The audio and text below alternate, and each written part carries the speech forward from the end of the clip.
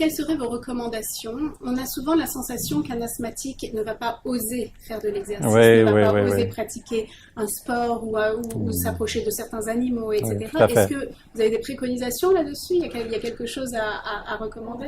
Écoutez, c'est assez intéressant parce que quand j'ai commencé ma pratique, il y a de ça très longtemps, on me référait parfois des patients pour leur donner la permission de ne pas faire d'exercice à l'école. Alors souvent on disait, bon, un asthmatique est presque un handicapé. Donc il est dispensé. Il est dispensé. Alors moi souvent ce que je fais, c'est que j'écris « doit absolument faire de l'exercice » parce que, bon, bien sûr, un asthmatique, comme il réagit par ses bronches, va réagir à l'exercice qui cause une sécheresse au niveau des voies aériennes, des bronches, et peut encourager le bronchospasme, donc la fermeture des bronches.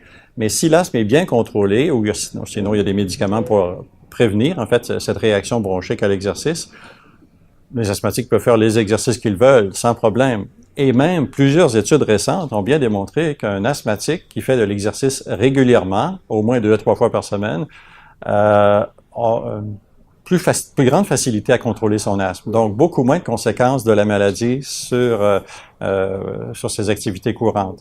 Alors, il faut encourager. Comme je dis à mes patients souvent, un asthmatique doit être un athlète. Pas besoin d'être un athlète de haut niveau, mais il faut être au moins un athlète pour être capable de mieux contrôler sa maladie, en même temps d'être en forme physique et de protéger contre toutes les autres maladies, effectivement. Bien sûr, ça fait sens. Il y aurait des disciplines que vous recommanderiez?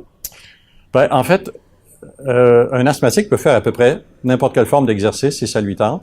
Il faut simplement faire attention aux formes d'exercice qui l'exposeraient à des substances auxquelles il est allergique. Alors, si quelqu'un si quelqu'un est allergique au cheval, c'est pas le temps de faire d'équitation. Ou si quelqu'un fait du jogging, c'est peut-être mieux de pas faire le jogging quand le taux de pollen est à son maximum s'il est allergique à cette substance. La plongée sous-marine est en général déconseillée chez l'asthmatique puisque ça peut causer des à-coups de pression dans le thorax qui peuvent être dommageables, causer des problèmes, des conséquences.